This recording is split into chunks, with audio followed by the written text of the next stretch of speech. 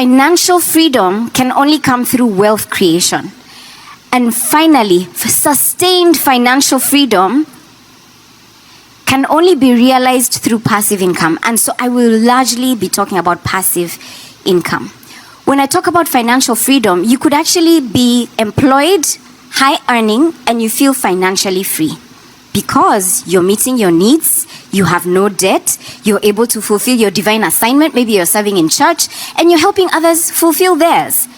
But sustained financial freedom needs money to come from different sources of income, not just your salary, because one income is too close to none. And even the Bible says, cast your bread upon the waters, for you don't know what will succeed, right? Have 7, yes, even 8 ventures. And so we need to find ways to create that sustained financial freedom. 3 John chapter 2 says, Beloved, I pray that you may prosper in all things and be in health just as you can't prosper on the outside in the natural if your inside is not prospering. You can't prosper on the outside in the natural if your inside is not prospering. I love what Bishop Isaiah talked about. It's so important for us to have a relationship with God. It's where it begins. Where it comes to creating freedom and financial freedom, guess what? It starts with your relationship with God, because He's the source. He's the one who gives us the ability to create wealth. And it begins with us having a relationship with Him. What is your relationship with God? Do you have a relationship with God? Because if you don't, creating sustained financial freedom will be challenging. The other thing I have to ask you is, what do you believe about yourself?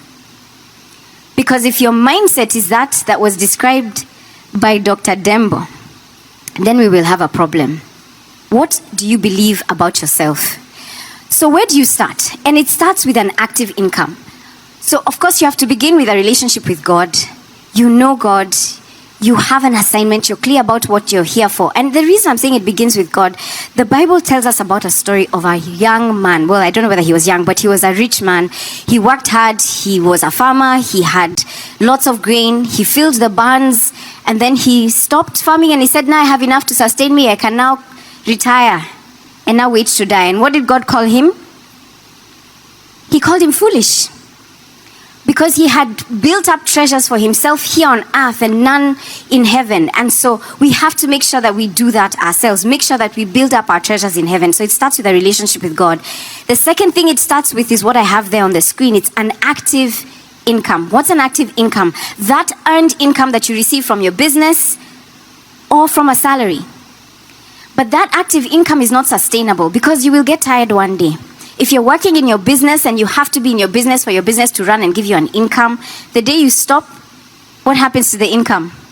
It dries up. And so because that active income requires our continued activity, we need to find a way to generate income from elsewhere. And so that requires for us to retain some, to pay ourselves first, some people say. You save some by retaining some, and I say save at least 20% of your income. And make this a habit that every moment you receive some kind of money, whether it's a gift, a bonus, a commission, a dividend,